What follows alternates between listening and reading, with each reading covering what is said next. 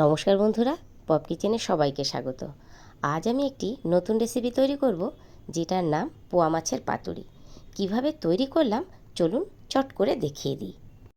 সকাল সকাল বাজার থেকেই নিয়ে চলে এসেছি পোয়া ভোলা মাছ, আর সেই মাছটাকে ভালো করে কেটে ধুয়ে পরিষ্কার করে নিয়েছি এবং এতে নুন আর হলুদ ভালো করে মাখিয়ে নিচ্ছি।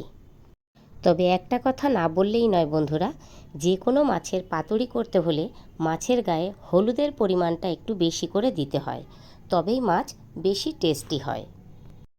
যেহেতু ভোলা মাছ সমুদ্রের মাছ, এতে খানিকটা নুন আগের থেকেই দেওয়া থাকে, তাই আমি একটু অল্প করে লবণ দিলাম। এই দেখুন বন্ধুরা, মাছটাকে একদম গোটা দেখতে পাওয়া যাবে বলে আমি মাছের কানকোগুলো ফেলিনি, শুধু মাছের ফুলকোটাকে ফেলে একদম পরিষ্কার করে কেটে নিয়েছি। এইদিকে আমি একটা আলুকে একদম আলু ভাজার মতন ঝিরিঝিরি করে ছোট ছোট করে কেটে নিয়েছি, সরু সরু লম্বা মতো। এবার আমি এই কেটে রাখা আলুর মধ্যে অল্প একটু লবণ দেব, দিয়ে ভালো করে মাখিয়ে রেখে দেব, যাতে করে আলুর ভেতরে যে এক্সট্রা জলটা আছে সেটা বের হয়ে যায়। এইবার আমি পাতুরির জন্য মশলা করে নেব, সেই কারণে নিয়ে নিয়েছি মিক্সির বাটিটা। এর মধ্যেই দিয়ে দিচ্ছি আগে থেকে ছাড়িয়ে রাখা কিছু রসুন, আর নিচ্ছি হাফ ইঞ্চি মতন আদা। এই আদাটাকে ছাড়িয়ে কুচো করে নিয়েছি। এবার আমি এর সাথে দিয়ে দিচ্ছি দুটো কাঁচা লঙ্কা, আর দেব আমি এর সাথে মাত্র 4টে শুকনো লঙ্কা। এবার আমি এই মশলাগুলোর সাথে অ্যাড করে দিচ্ছি 1 চামচ গোটা জিরে। এইবার সমস্ত মশলাগুলোকে আমি পেস্ট করে নেব। এই দেখুন, সমস্ত মশলাগুলোকে আমার একসাথে পেস্ট করা হয়ে গেল। অন্যদিকে আমি কলা পাতা ভালো করে সাইজ মতন কেটে ধুয়ে পরিষ্কার করে নিয়েছি, আর এইদিকে নিয়েছি একটা থালা। এই থালার মধ্যেই আমি দিয়ে দিচ্ছি পেস্ট করে রাখা মশলাগুলি। তারই সাথে এক এক করে দিয়ে দিচ্ছি 1 চামচ জিরের গুঁড়ো, 1 চামচ ধনের গুঁড়ো, সামান্য হলুদ, আর দিচ্ছি স্বাদ মতন লবণ। এরই মধ্যে আমি দিয়ে দেব সর্ষের তেল। সর্ষের তেলটা একটু বেশি পরিমাণে দেব, যেহেতু 2 রকমের গুঁড়ো মশলা আছে, তাই তেলটা বেশি করে দিলাম, যাতে করে মশলাগুলি গা মেলতে পারে। আর এইদিকে আমি 1 ফালি গন্ধরাজ লেবুর রস এর মধ্যে চেপে দিয়ে দিলাম। তার ফলে কি হবে, গন্ধরাজ লেবুর একটা আলাদা সুগন্ধ বেরোবে। এইবার সমস্ত মশলাগুলোকে আমি একসাথে হাত দিয়ে মেখে নিলাম ভালো করে। তারই সাথে দিয়ে দিচ্ছি এবার আগের থেকে নুন হলুদ মাখিয়ে রাখা ভোলা মাছ। মাছের পেটের ভেতরেও যেন মশলার সমস্ত অংশটুকু ঢুকতে পারে, যে কারণে আমি মাছের পেট একেবারে আগামাথা চিড়ে দিয়েছি। এইবার সমস্ত মাছগুলোকে আমি মশলার সাথে ভালো করে মেখে নেব। মেখে নিয়ে খানিকক্ষণের জন্য রেস্টিংয়ে রাখবো, যাতে মশলার সমস্ত ইনগ্রিডিয়েন্টস মাছে ঢুকতে পারে। বন্ধুরা, আমি আগেই বলেছিলাম কলা পাতা ভালো করে সাইজ মতন কেটে ধুয়ে পরিষ্কার করে আমি শুকিয়ে রেখেছি। এইবার আমি দুটো পাতা নিয়ে নিচ্ছি। একটা পাতা প্রথমে দিলাম, তারই মধ্যে আর একটা পাতা ওপর থেকে চাপিয়ে দিয়েছি। এবার আমি নিয়েছি একটা চাটু, সেই চাটুর উপরে প্রথম পাতাটা বসিয়ে দিয়ে দ্বিতীয় পাতাটা তার উপরে দিয়ে সেই পাতার উপরে আমি দিয়ে দিচ্ছি খানিকটা সর্ষের তেল। এবার আমি হাতের সাহায্যে ভালো করে ডলে ডলে তেলটাকে পাতায় মাখিয়ে নেব। বন্ধুরা, আপনারা তো সমস্ত রকমের পাতুরি খেয়েছেন, একবার ভোলা মাছের পাতুরি খেয়ে দেখবেন, সমস্ত রকমের পাতুরির কথা ভুলে যাবেন। এই মাছে এত টেস্ট।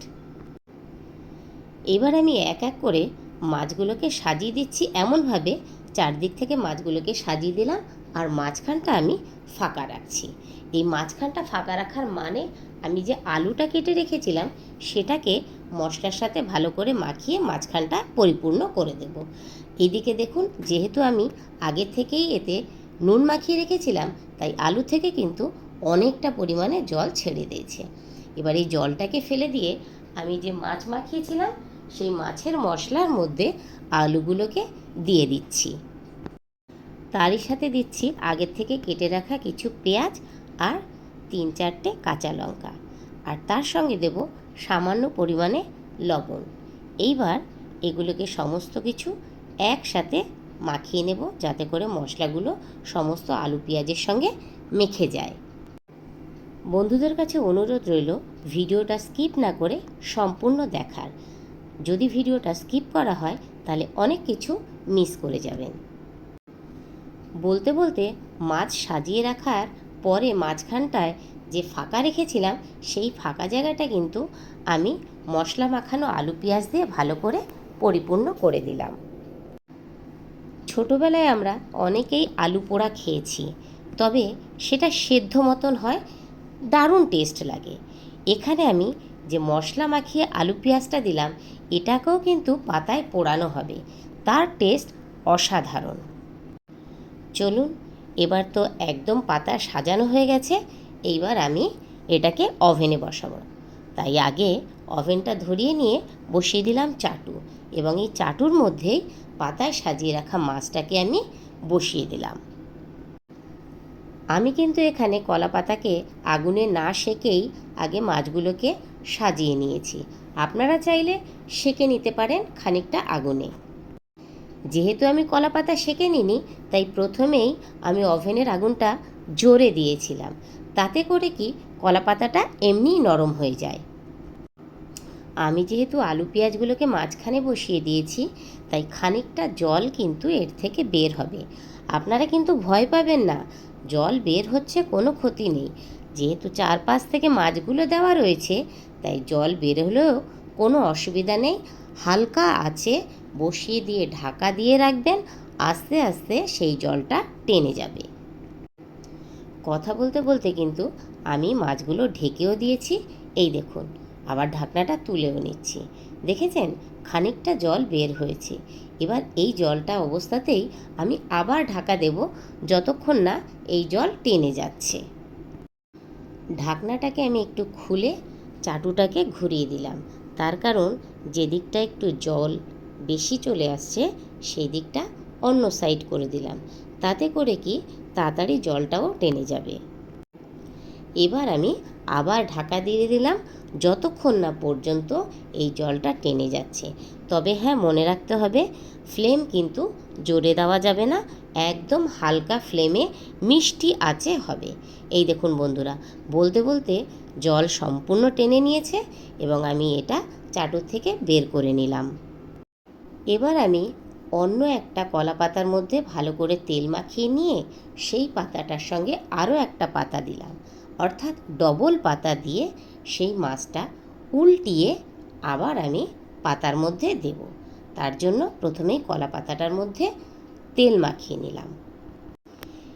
এই তেল মাখার কারণে মাছটা কিন্তু কলা পাতার সঙ্গে আর লেগে যায় না। এই দেখুন, এদের তেল মাখানো পাতাটা আমি এই মাছের উপরেই চাপা দিয়ে দিলাম। তার উপরে আমি আর একটা কলা পাতা দেব এবং সেই পাতার উপরে একটা ভালো করে বড় থালা কিংবা প্লেট দিয়ে চাপা দেব। দিয়ে মাছটাকে দুই হাতে ধরে যে থালায় ছিল তার উল্টো পাশ করে দেব, তাহলে মাছটা সম্পূর্ণ উল্টিয়ে গেল। এই দেখুন, আমি বোঝার জন্য দুই কালারের প্লেট নিয়েছি, একটা নিয়েছিলাম স্টিলের, একটা কালো। স্টিলেরটার থেকে আমি কালোটার মধ্যে উল্টিয়ে দিলাম। এবার উল্টানো পাতাটাকে আমি তুলে দিলাম। এই দেখুন, মাছটা কি সুন্দর পোড়া পোড়া মতন হয়ে গেছে। এইবার আমি এটাকে আবার ঢাকা দিয়ে চাটুর মধ্যে বসাবো। এই দেখুন বন্ধুরা, আমি দেখিয়ে দিলাম যে পাতার নিচে আরও একটা পাতা আছে। এইবার এই পাতা সমেত আমি আবার চাটুর মধ্যে বসিয়ে দিলাম, এবং যেহেতু একদম কাঁচা পাতাটাকে আমি দিয়ে দিয়েছি, তাই ফ্লেমটাকে প্রথমে একটু জোরে দিয়ে দিলাম। জোরে দেওয়ার ফলে প্রথমেই বলে দিয়েছি পাতাটা নরম হয়ে যাবে এবং তাড়াতাড়ি পুড়বে না। তারপরেই আবার হালকা আঁচ দিয়ে দেবেন। তার মধ্যেই আমি আবার দিয়ে দিলাম ঢাকা। এইবার বন্ধুরা, আমি এই ঢাকনাটাকে খুলে এই মাছের ওপর থেকে আর একটু সর্ষের তেল দিয়ে দেব, যাতে করে নিচটা যেন ধরে না যায়। তবে সব সময় খেয়াল রাখতে হবে একদম হালকা আছে যে কোনো পাতুরি রান্না করতে হবে, তা না হলে ফ্লেমটা যদি জোরে দেওয়া হয় মাছ পুড়ে যাবে, অথচ ভিতরটা সেদ্ধও হবে না আর টেস্টিও হবে না। উপর থেকে তেল দেওয়ার সময় বন্ধুরা আমার ক্যামেরা অফ হয়ে যাওয়ার কারণে আপনাদের দেখাতে পারিনি। এবার আমি ঢাকা দিয়ে দিলাম। পাতুরির মাঝখানে আমি আলু পেঁয়াজ ভালো করে মশলা দিয়ে দিয়েছি। আপনারা চাইলে কিন্তু এখানে আলুর জায়গায় বেগুন দিতে পারেন, তাহলেও কিন্তু খুব টেস্ট হয়। পাতুরি দিয়ে ভাত মাখার সময় অনেকের একটু মশলার পরিমাণ বেশি লাগে, কিন্তু মশলা তো পাতুরিতে বেশি দেওয়া যায় না, তাহলে খেতে মাছটা ভালো লাগে না। তাই আমি এখানে আলু পেঁয়াজ মশলা দিয়ে মাখিয়ে পাতুরির সঙ্গেই একেবারে করে নিলাম, যাতে করে যার মশলার প্রয়োজন বেশি হবে সে এই মশলা মাখা আলুটা দিয়ে ভাত মেখে মাছ দিয়ে ভাত খাবে। তাতে তার মশলার চাহিদাও পূরণ হবে এবং তার ভাত মাখাটাও রসালো হবে। এই দেখুন, আমি যে কাঁচা লঙ্কাগুলো দিয়েছিলাম সেগুলোও কি সুন্দর পোড়া হয়েছে। একটা সাইড পুড়েছে আর যেটা ভিতর সাইড ছিল সেটা কিন্তু সবুজ রয়েছে। কি সুন্দর দেখতে লাগছে, তাই না বন্ধুরা? পাতুরি কিন্তু দুই রকমের হয়। অনেকে করেন একটা একটা মাছ একটা পাতায় ভালো করে ফোল্ড করে মাখিয়ে সেই পাতাটাকে ভেজে তারপরে পাতুরি তৈরি করেন। আর আমি যে স্টাইলে পাতুরি তৈরি করেছি এটা কিন্তু সম্পূর্ণ পূর্ববঙ্গের মানুষেরাই করেন, এবং এটা খেতে কিন্তু ওই একটা একটা মাছ যেভাবে করে তার থেকে বেশি টেস্ট। আপনারা একবার এইভাবে মাছ তৈরি করে খেয়ে দেখবেন পাতুরি, অসাধারণ লাগে খেতে। দেখুন বন্ধুরা, মাছটা কি সুন্দর পোড়া লেগেছে। এই রকম যদি একটু গায়ে পোড়া দাগ না থাকে তাহলে কিন্তু বেশি টেস্ট লাগবে না, মাছের গা থেকে একটা পোড়া পোড়া গন্ধও আসবে না। ঠিক এই রকমই পুড়বে, সেই রকম অবস্থায় মাছ নামাতে হবে। পাতাটাকে বারবার উঁচু করে দেখতে হবে যে নিচটা কতটা পুড়েছে, সেই অনুযায়ী আপনার মাছ পাতুরি নামাতে হয়। এবার এই দেখুন, একটা মাছকে আমি সম্পূর্ণ আলাদাভাবে তুলে দেখাচ্ছি। এপাশ ওপাশ দুপাশ সুন্দরভাবে পুড়ে গেছে, দেখেছেন কত সুন্দর হয়েছে। এইভাবে একবার বাড়িতে তৈরি করে খাবেন। আজকের মতন এই পর্যন্ত। ভিডিওটা ভালো লাগলে লাইক শেয়ার সাবস্ক্রাইব করতে ভুলবেন না, আর অবশ্যই বাড়িতে একবার এইভাবে করে খেয়ে দেখবেন। তো দেখা হচ্ছে অন্য কোনো দিন অন্য কোনো ভিডিওতে। টাটা।